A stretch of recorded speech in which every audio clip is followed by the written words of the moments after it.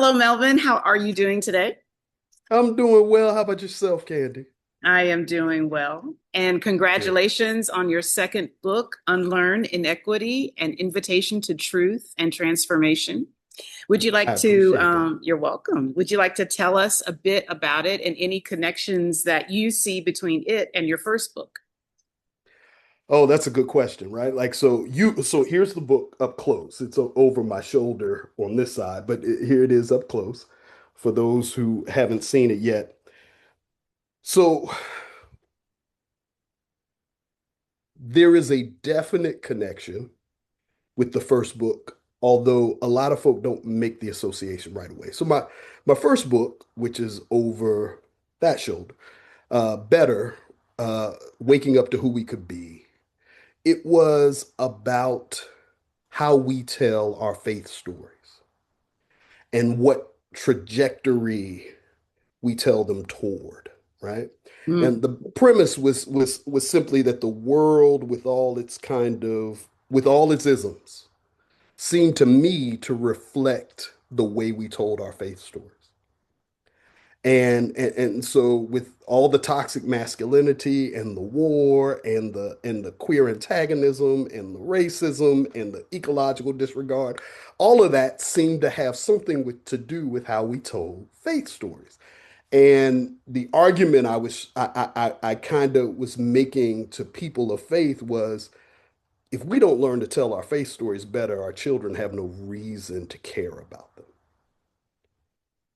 because they're destroying the world. So that was the premise. And in around chapter 8, I'm talking about that Black Lives Matter moment in which I was writing, and the stories that kind of supported that work, that work being done in society. And I make this statement about, the language I was using at the time was beloved community. That beloved community, which for me includes equity, right? That beloved community was more than kind of a semester seminar. It was more like 12-step work. And a friend of mine, uh, a good friend of mine, said, "You should write those 12 steps out." And I said, "Okay." On the weekend of the white race riot in Charlottesville, Virginia, where we saw these young white people marching to the quad at the University of Virginia, holding tiki torches and talking about Jews will not replace us and blood and soil. On that very same weekend, I went into my office and just kind of put my head down and started trying to sketch out these 12 steps. I came up for some water and some air and kind of checked on Facebook, and some friends of mine were in the chapel on the quad at the University of Virginia. So right in front of that Robert E. Lee statue, where those Mm. folk, those Unite the Right rally folk, those white Christian nationalist young people were talking about, you will not replace us. I have friends in that chapel, black, brown, multinational folk, multi-faith folk. So there were Jewish folk in that room that I knew. There were Muslim folk in that room that I knew. Not to mention the Christian folk, the Buddhist folk, and people of no faith at all, just kind of moral, who were compelled by moral leadership. They're in that place and they're scared to come out.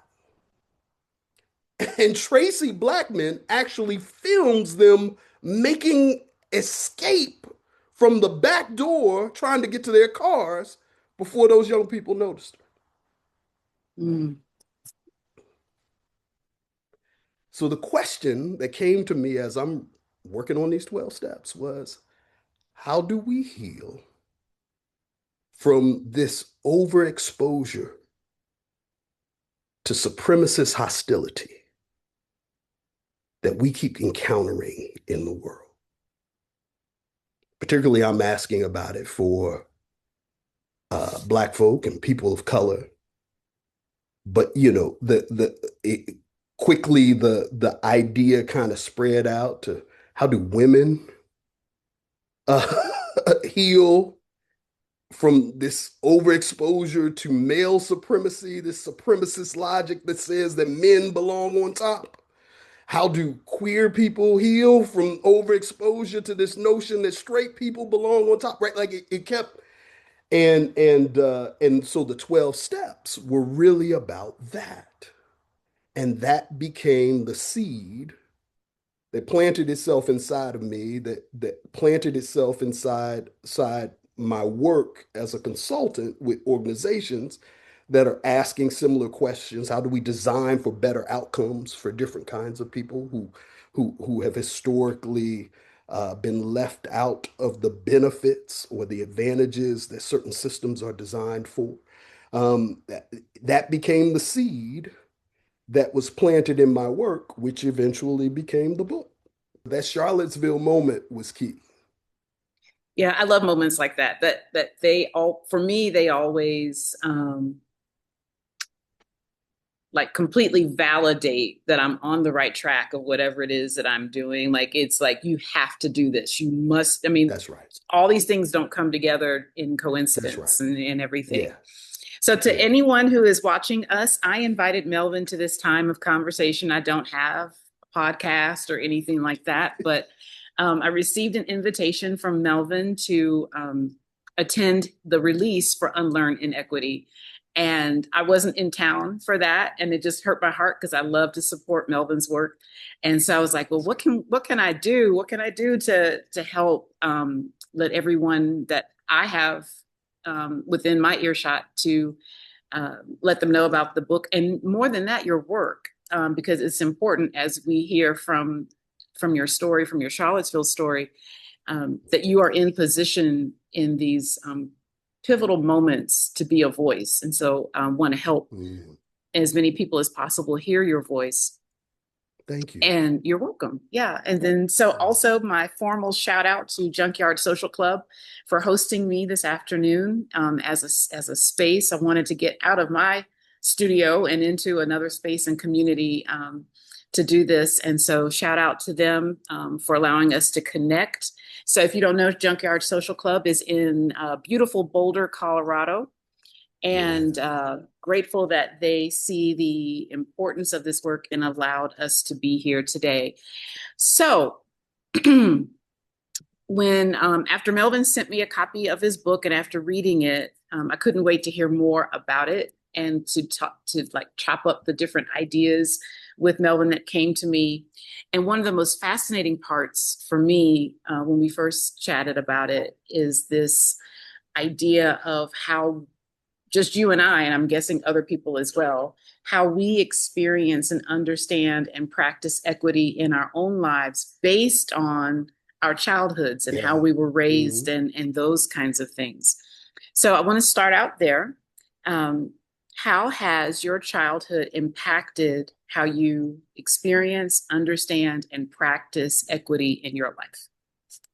Mm. So,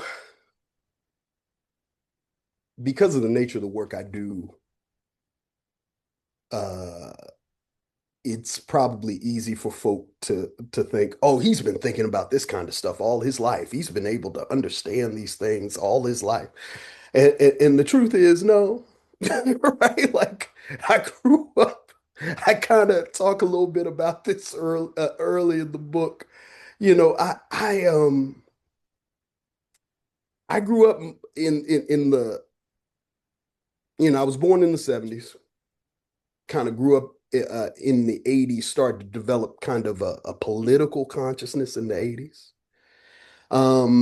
And I was raised, although I was raised in a predominantly Black community, but went to a multiracial church. And so that multiracial church just imprinted itself upon me as being like the goal of faith, right? Like heaven looks like this, right? Um, and as I mentioned heaven, so you might assume I was raised Christian, right? Um, but when I look back, I realize that so much of my upbringing, again, in this multiracial space, but with the inherent kind of power dynamics that we come to expect when cultures meet. I remember when Cornell West wrote his book, Race Matters, back in the 90s. One of the things that helped me articulate was, and he had a particular chapter on this, that when two cultures, in kind of a US context, when two cultures meet, particularly Black and white culture, the expectation is that one will bow to the other, that one will be dominant and the other will submit. And even in this multiracial church that was probably what, 40% white, 30% black, and the rest um, split between Latino folk and Asian folk of Asian descent. Um, Even with that, right, you had this kind of dominance of Western culture, of white Euro-American culture. And uh, and so, I was taught early on the importance of assimilation and accommodation. I went to uh, private schools, right, that were predominantly white in most instances, even though they were, again, mixed ethnicity, mixed race. But again, the message was accommodation, assimilation, right? Um, it was kind of don't start none, won't be none, right? Like you Yeah. kind of just go along to get along, right? Like and so I didn't recognize it as being indoctrinated in white culture. And now what I understand is that's part of the work of supremacist logic. It wants to go unnamed, right? As long as it goes unnamed, then it's presumed to be neutral and normative. And that's what my upbringing was teaching me all along, even though I kept running into these challenges that I didn't realize were rooted in the fact that this was a culture and a system that was telling me that as I am naturally constructed, as I am naturally oriented, did not belong. And so how does that you experienced the assimilation, the unspoken like power of that, from what I'm hearing, how did that inform the notion and the expression of equity or inequity in your Mm. adulthood? Yeah, so assimilation, accommodation basically says that when you run up against these things that don't really work, that kind of try to force you to deny your own legitimacy, that you kind of shrug it off, right? Like the work to be done is in you, not in the thing that invalidates you. Assimilation says that you keep trying to do that work to fit into this thing that's invalidating you, that is where the right thing lies. The right lies. And you I think it's no mistake that we often uh those who kind of see themselves as the guardian of those systems in that culture often talk to about themselves as being right, on the right, like um and so I was kind of, I went to an HBCU where I had to consciously take Black history courses and consciously take Black literature courses because they weren't required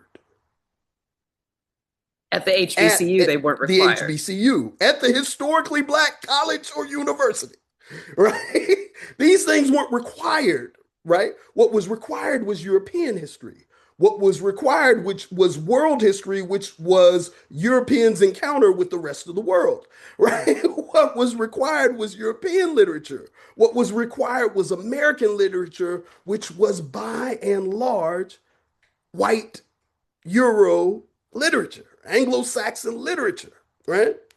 Um, and so, I just kind of grew up with this kind of notion that this is right. Now, mind you, I had a Black consciousness. I was part of a Black awareness organization at my school, right? Like these things somehow walked side by side for a long time. But there's two or three things that happened. One was that I learned to accept the supremacist logic unquestioningly, unnamed, that there were certain that Western norms belonged on top. And then what that did was that made me accepting of that same logic in other spaces, right? So if that is true in Mhm. in racial spaces, then of course that's true in gendered situations, right? So the elements mix in me in such a way to where like I have those male characteristics that tend to be valued. I can speak up for myself, right? I carry myself in a particular kind of way. I bring a particular kind of way of thinking about things and talking about things that tends to be valued, right? So then it just felt natural, right? Like it just went unquestioned that, you know, I belonged on top of certain power dynamics, right? Same thing as it relates to kind of queer and straight relationship. I mean, even more so because that was all mixed up in a particular kind of way that I understood faith at the time that said that if you weren't straight, you were wrong. You were morally wrong, right? Um, so all of this stuff kind of just started to develop unquestioned. I think the moment there were two or three moments where each of those things got questioned for me, but the killing of Trayvon Martin and the attempts made to justify it undid it for me. I was like, this assimilation stuff ain't working no more. Right? Like I, I have been living this all my life. I have watched others live this all my life. The first thing people started saying about Trayvon was he wasn't an altar boy. King absolutely was. Right? Like Martin Luther Yes. King was. And y'all killed him too. Right? So there's no particular way of being in the world that makes me safe. And so I decided from that, by this time I have children and I'm afraid for their life. I'm afraid for the first person who looks at my son, who was a little boy at the time, right? And he was the cutest little thing, and decided he was a threat. My uncle used to describe him as a little cartoon character. Man, that boy runs around like he's a little cartoon character, right? I mean, he was the cutest thing, but I was afraid for the first person who would look at him, let's say around 12, and assume he was a young adult and assume that he was a threat just for being. Right? So whether it was Trayvon or Tamir Rice or whatever the case may be, right? My daughters, I'm looking at them. They're growing up in this world that says if you don't stand up for yourself, nobody else is going to stand up for you. So what's the moment? What's going to be their Sarah bland moment, right? Where they get accused of something and they speak up for themselves, and it winds up in their death. I was like, no, we can't do this anymore. I need something better. Need something better. And so that's when beginning to be able to articulate these systems of inequity that are actually systems of power that are meant to, as Audre Lorde says, put you in a box, right? Mhm. Have you kind of twist yourself up in this box here, right? And so if those systems of power are meant to exercise dominance on you, right? Then my job had to become not just pushing, making room for myself outside that box, but changing that boxing in, changing the systems that box you in these kinds of power arrangements that are not for your thriving. And what part of the US are you from? I'm from Washington, D.C. originally. Born and raised in Washington D.C. But when you're in the area, you move back and forth across those lines from D.C. to Maryland to Virginia quite easily, right? Like that's what we Okay. do. That's why they call it the DMV. And that's where you were when you were in church with the Yep. multiracial. Okay. All right. Well, I am a little older than you. I was born in the late 60s and born and raised in and around Atlanta, Georgia, the Metro A. Oh wow. Okay. Yeah. I know And that's where we met, but I didn't realize this had always been your home. always been my home. And from kindergarten through eighth grade, I attended Catholic school in Mm. Decatur, Georgia. And so the name has changed now. It's St. Peter Claver Regional Catholic School, I think now. Back then it was Saints Peter and Paul. And as I listen to you talk about your religious and familial environment, I think about mine.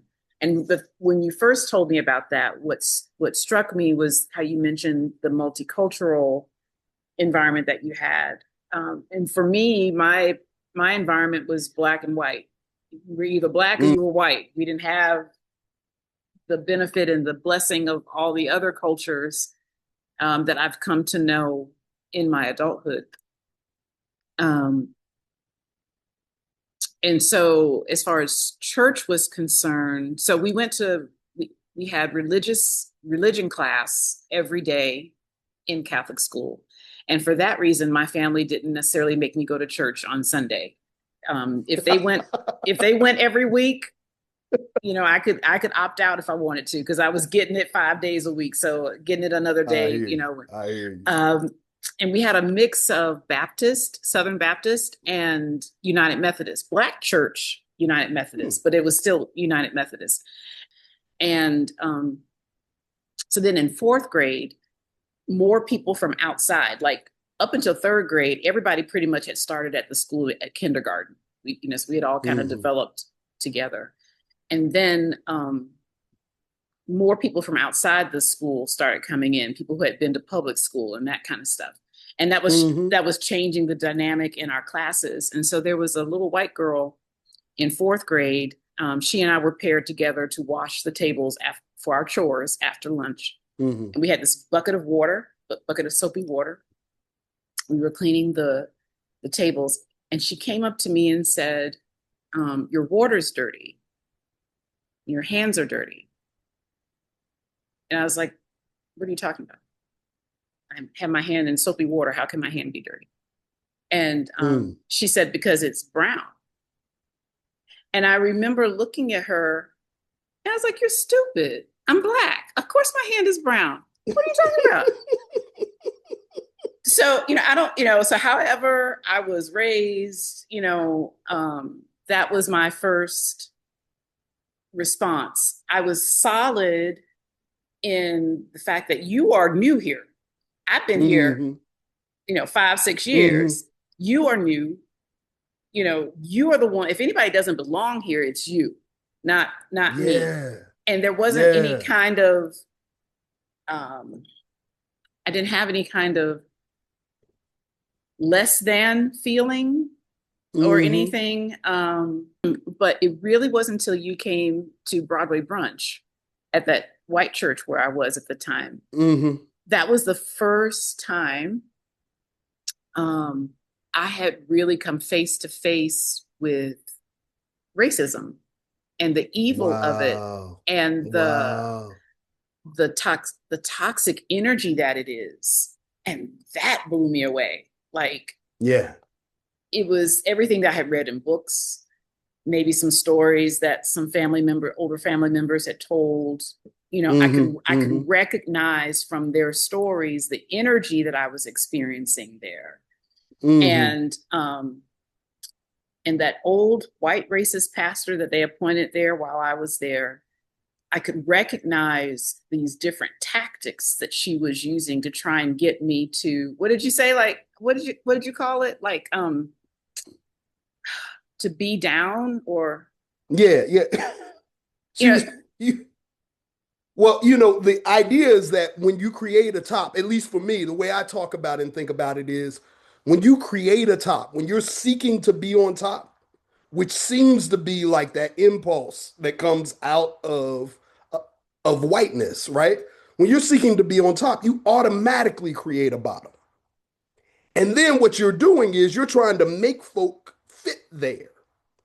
Right? Like trying to make them feel comfortable there because your on topness doesn't have validity unless someone's willing to play the bottom for you. and that's what she was trying to do. She was trying to get Mm-hmm. me to play the bottom and I wouldn't.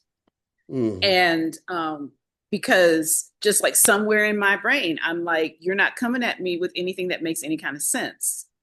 Like that Yes. girl in fourth grade, you're stupid. Yeah. Like that Yeah. pastor was saying stuff to me that was asinine.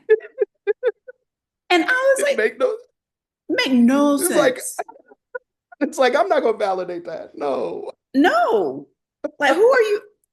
You really expect? And I Yeah. was, and so every time I would shoot down any of that crazy stuff she would come at me with, she was talking to somebody because she would retreat, talk to Mm-hmm. somebody, get herself together, and come back. And come back. I And got come more back and for try, you. yeah, and try something else. And so, and then I saw it starting to work with older Black people, including my mother. Mm. And I Mm. was just amazed. It was like they knew what role they were supposed to play, Yeah. and they would Yeah. play it with her. Well, And back when they were younger, they heard it way more than we would have ever heard. Know your place. This language of know your place. And Black people need to remember their place, right? Like that would have all been a part of their upbringing. So whether someone says it or not, right? When someone starts to do the thing that you associated with this idea of knowing your place when you were young, I'm sure it's just easy to kind of just fall back into those patterns of behavior. but Melvin, this is the woman who wanted to march with Dr. King. This is the Yes. woman who was friends with these early Black politicians.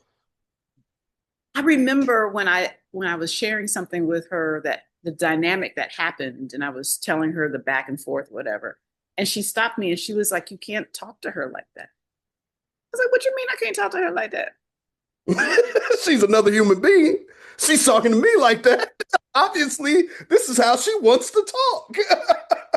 And so that completely stopped the whole conversation of what I was sharing about what had happened at the church that day. Yeah, Because I was looking at her like, yeah, who are yeah, you? Why you yeah, didn't raise me? No, none yeah, of y'all raised me to use your words, accommodate or assimilate. None of y'all yeah, did that. why are you, what is going on? I was like in a twilight zone But or they something. also raised you in a space where you didn't have to, I didn't have to. That's right? true. So they didn't raise you having to all the time. There was probably ways that they said it to you when you were going to the Catholic school, where a lot of times parents will say, "Don't let me hear anything happen while Oh, but you they didn't have were." to worry about that. I just didn't get in trouble because I didn't like the friction that it caused. And Hmm. so Hmm. I don't know. I just never really got in trouble. But talking about our ancestors brings up a question that I had written down. Mm, Have you considered inequity as like a wound in our mm, ancestors? And mm. and then how that wound gets passed down to us in the intergenerational transfer of, because we know Mm. that unhealed wounds settle in our bodies, in our nervous systems Yes, and such, and they yes. get passed down, like not just in emotional or traditions or that kind of thing, but they get passed down physically Yeah. in the ways our DNA come Mm, together when we're getting formed. So have you thought about equity or inequity and how that played mhm. out in in your ancestors, the ones you know and the ones you don't know? And Yeah, have you thought yeah. about it from that perspective? I have primarily because my spouse Leslie, she often talks about when we heal our ancestors. Mm. Um I think the word for that is epigenetics. Yes, yes. Yeah. And I remember I don't remember the first time I heard that term, but I remember kind of feeling like, oh, that makes so much sense, right? That if you can pass down traditions and you can pass down like I did not grow up in a house with my father. I knew my father and had relationship with him, but he was not in my home. Um, I don't like cheese except on pizza because something about it mixing with the red sauce makes it taste like meat. Now, I thought that was me. When I was a teenager, and particularly when I was when I'd come down here, I'd come to Atlanta because he lived out in Lithonia. He and my stepmother lived out in Lithonia. When I'd come down to visit them, I found out that he doesn't like cheese either, except on pizza, right? Now he would eat more of it than I would, but he didn't like it. And as a grown man, he didn't have to eat it if he didn't want it. But every once in a while he'd sit down at a Thanksgiving meal and maybe he'd try some macaroni and cheese or whatever the case may be. Come to find out, his father didn't like cheese. And I had never observed this. I grew up around his dad, right? I grew up around my grandfather. Um, uh, I, once every 2 weeks, I was at the house. I had never noticed he didn't eat cheese, right? And both of them liked applesauce as much as I did. So when this kind of you're passing these things along without us actually being observing, without me actually observing it in you. When I saw that, then the idea of epigenetics, I was like, oh yeah, that happens. That gets yeah, however that works. I don't have to understand how it works. That happens. Wounds get passed down. And so I think you're exactly right that inequity, particularly the trauma that some people experience of the abuse of power, right? In Mhm. inequity, I think that causes a wound that either for some people that doesn't get healed. I think the opposite is also true. Those who came up against that power and prevailed, that equity being the expectation of the thing, I think that gets passed epigenetically down as well, right? And so yeah, I have no doubt that, like you, because it never really made sense to me, that I never really succumbed to it in a way that felt traumatic, right?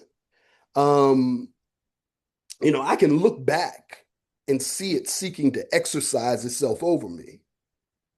Seeing times where I succeeded in pushing back against it, and times when I failed at pushing back against it, but it never took out of me the notion that this ain't right. Right? Like nothing about this is right. You might be able to do this to me because you're a grown up and I'm a kid, and I'm gonna just have to submit to some things, right? But this isn't right, right? I can't tell you the first time I encountered racism uh, in its most blatant forms. In part because it was like, that's some nonsense. And then I kept on doing what I was doing. So when that little racist little boy felt like he needed to fight me every other week, and okay, I mean, if this is what you understand, let me knock you upside your head and get you to leave me alone, right? Like, right? this that just seemed like, okay, this is what he came with. This is how it needed to be dealt with. And then we went on about our business. So I didn't even think about it. I have the memories of him using the N word on occasion. Shoot, he was crazy enough. So I went to a school, the elementary school I was going to at that time in third, fourth, fifth, sixth grade. Uh, this Even though there were other black kids in the school, my classmates of predominantly white kids didn't realize I wasn't the only black kid in the class. I was the only one who had the complexion. Well, I shouldn't say that. I had a complexion that said that I was black. There were other kids with my complexion who were Indian. They were East Indian. There was also a kid in the class, Kevin, who I call my cousin because we went to the same church. Kevin comes from a family in Maryland that is known for being very fair skinned, right? It's like if you go to Maryland, you ask about the Proctors. Proctors all up and down the Maryland seaboard. Oh yeah, we know who they are. They all look like this, right? So Kevin was in my class, and my white classmates did not realize he was a black guy, a black kid. And so his mom used to sometimes substitute for the class. And one day, uh, that same little kid who had been trying to fight me since we were in fourth grade. I guess by now we're in sixth grade. And one day we got into a fight, and he actually got the little best of me. And he's on top of me, and he's mad, and his nose starts bleeding on me. I said, "What? You let that blood drop on my shirt?" Oh, when I get up from here, and he shook him enough to where he got on up off of me, and he ran to my aunt Carol, Kevin's mama, and he said, "That nigger such and such and such and such," and my aunt Carol's black. Wow. Woo! Yeah.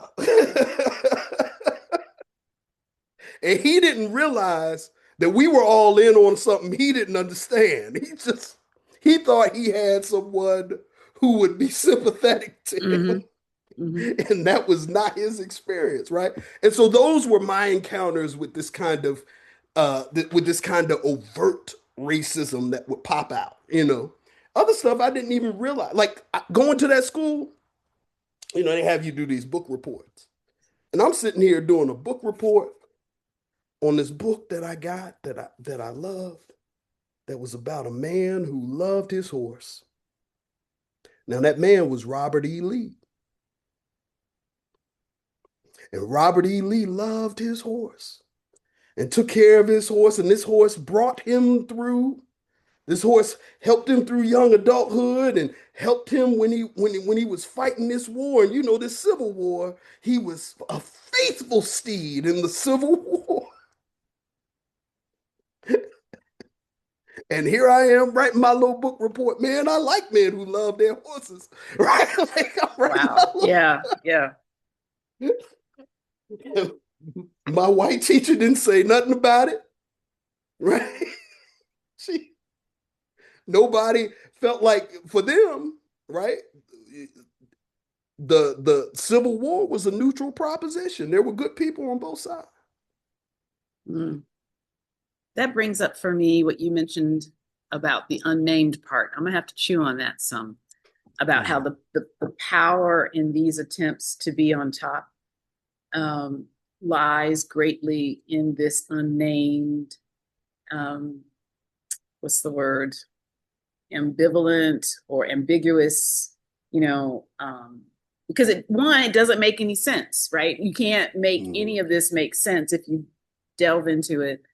But the unnamed part, the other thing that arrested me with what you said was how, and this is going to bring us to the end of our chat, how the way you experienced this presumed, if one is here, somebody else has got to be here, how you experience that according to race, how that bled, I don't know if you want to say bled, but how it spilled over into other areas of life with the other ways that we identify each other in our differences. So and I understand that you're putting forward to us with your work that the work of equity can seem like a systemic thing that needs to be approached, that in our nonprofits and in our churches and in our big places like that, that's where you do consulting work, right? That's where we do this work. But before we get there, because we're people, we have to do our equity work as a practice in our individual lives. So what would you say to us about that? About, well, let's start where we started this afternoon. We started talking about how our childhood formed our adulthood and how that informs what we think about equity and fairness and equality, all those words that go together, and how we interact in our communities as individuals. But before then, in our homes, in our personal lives, in our relationships with family and friends and coworkers, what do we need to know about equity in these private spaces before we get to trying to tackle it in public spaces? Yeah, that makes, I appreciate you asking that question, right? Like, so I think part of our problem,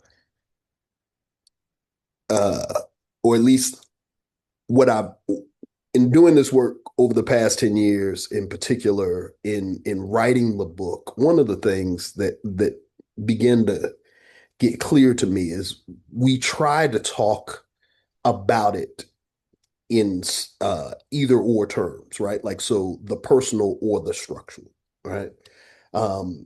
As if they are somehow separate, right? Like, and as if the work to be done is somehow separate.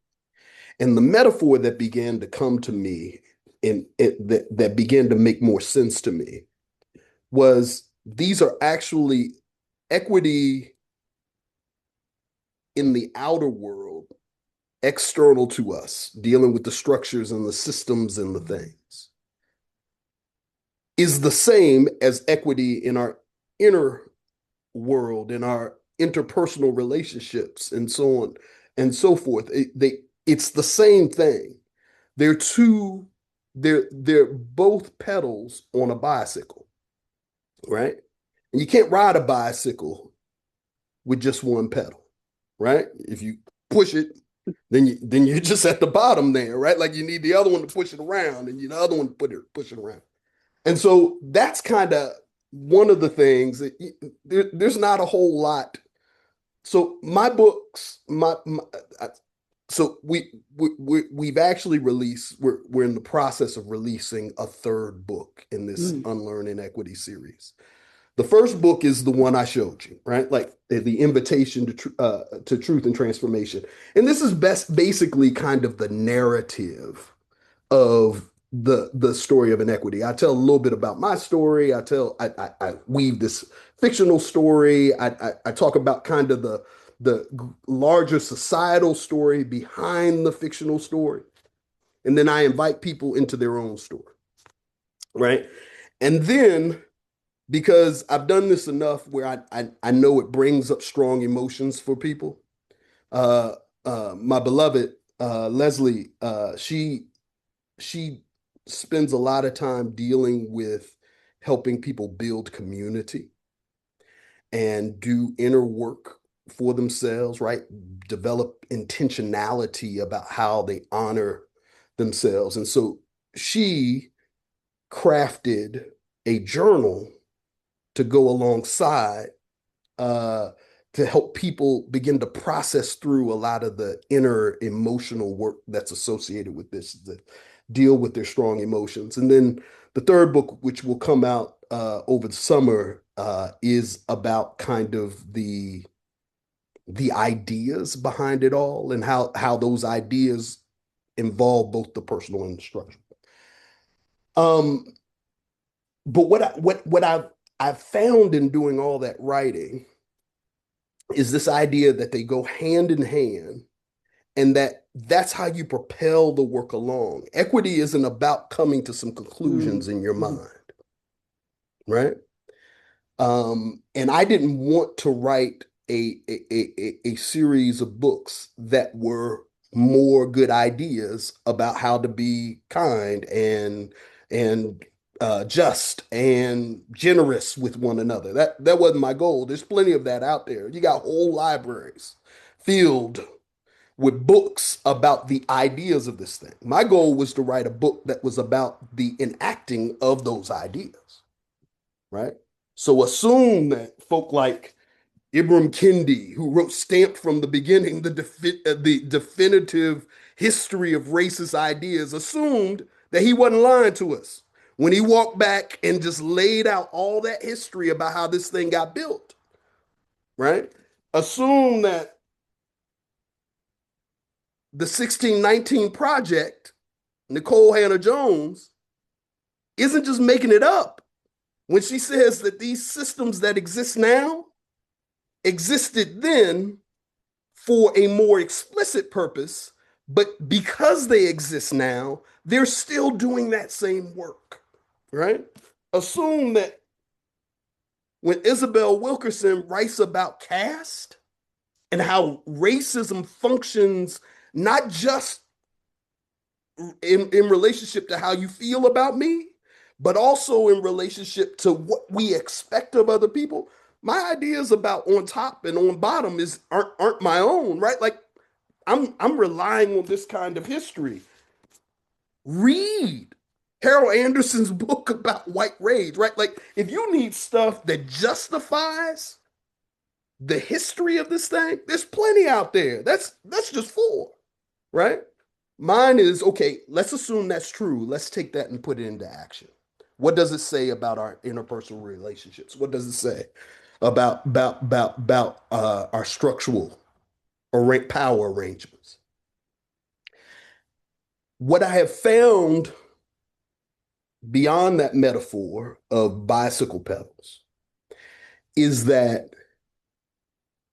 the inner work, the personal work, the interpersonal work, so all that on that side of the pedal, what that does is that helps you build the muscles that allow you to then make the heavier lifts in the structural space, Mm. Mhm. right? Like that structural stuff, you're going to get some people who are going to push back on that. if you don't have the internal fortitude to handle the pushback, then they're going to push back and roll you over. They're going to roll you, right? When that young lady came to you and said, your water's dirty, you had enough intestinal fortitude. You had enough that had been built up with you on the personal side to where you could push back against that. That didn't get the best of you, right? But that's not but when, and the same thing happened when you stepped into that church, right? But in that church, I bet you it was a lot harder, Oh right? yeah, because I mean that's a whole different that's well, one, as long as I had been associated with the United Methodist Church, it never really dawned on me that it was 90% white because Yes, that it was a white denomination, right? I was in my black church cocoon. You Yes. know, and our black pastors used to say, you know, whenever we would go to some kind of like larger conference or something, Mhm. and everybody would be Mhm. excited to go, and he would be like, it's different outside of here. And we're like, well, yeah, no, no, no. He's like, no, no, no, no, no, no. I need you to understand. It's different outside of here. And yeah, so it just it the having the number, learning that number did something to me to like snap me out Yes. of, you know, whatever. And I remember, and y'all who's listening, that's why I appreciate my brother so much. When I came to you that day and I said, I don't understand what's happening here. I've worked with Yeah. white people before. And you said to me, but you are operating unapologetically in your power, in your position. And that's a whole different space. And so Yes. I was like, wow, because I have had the Yeah. privilege of working in majority Black spaces a lot of my Hmm. career. And it does what it's supposed to do. It validates us and it equips Yes. us to be exactly who we are. Yes. And Yes. you code switch and what have you, but I was never going to code switch my integrity or what I Absolutely. knew about what God had given me to do in that space. And so um, that triggered a whole bunch of stuff that I won't get into right now, but I have been trying to find a way to bring in, as we come to a close, bring in what I love about our brother, the state rep from Tennessee, Justin Pearson. Have you seen that Yes. clip? Yes. Well, it Oh, depends on which one, because I've been tracking them for a minute now. oh, with the one that happened like last week or so. When,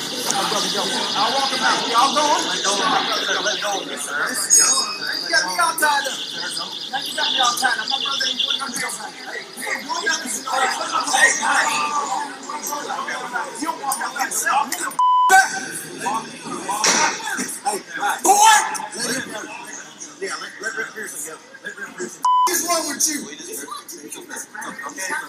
What's wrong with you? You stupid mother. Okay.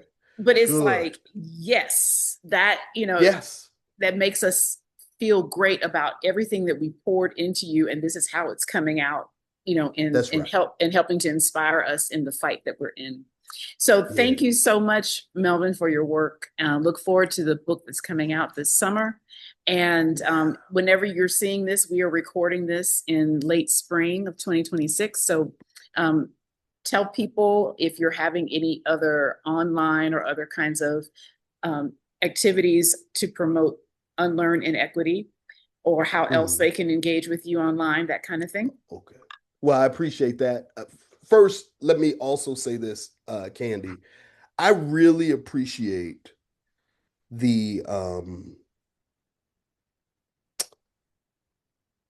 the the pioneering work really that you've done with online things, right? Like the reason I even imagine certain things can be accomplished online is because I've been watching you over the years with in the digital space doing more and more, connecting people, building community, understanding that yes, maybe in-person interaction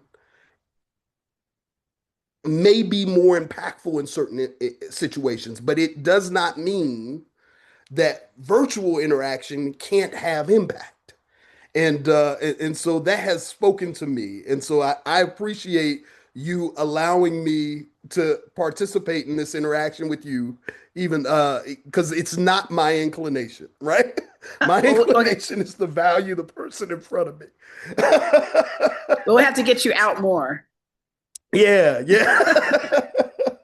So way that you can engage our work. So on our website, which is collaborathconsulting.com, that's where we keep updating the both what's being written, workshops that are associated with it, opportunities to engage with your organization, and so on and so forth, right? So that is by the time this comes out, that'll probably be across the screen here. So Collaboranth, I don't it's spelled COLLABYRINTH consulting.com. But to make it as easy as possible to at least connect with the website, since I know that's a weird word to spell, it's unlearn inequity.melvinbray.com. We'll get you there. Right? All Like, right. and it'll get you there.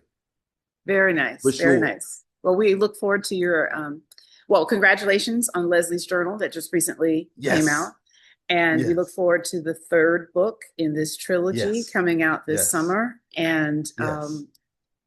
And to help us all do the work, this important work of understanding equity and practicing equity within ourselves, within our Mm-hmm. immediate circle, so that we have what Mm-hmm. we need The to strength to to do the yeah, heavy and the lifts. fortitude, yeah, Yeah.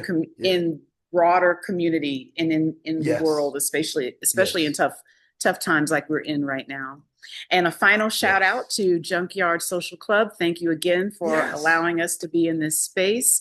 And so if Yes. you are in beautiful Boulder, Colorado, just remember I saw on the sign as I came in that they have happy hour on Fridays. So come in and get I think it's $2 off of your drink or something like that, and enjoy the space and enjoy time in community here as well. So take care, Melvin, and we'll Thank be in you. touch again. Yes, indeed. Take care, Candy.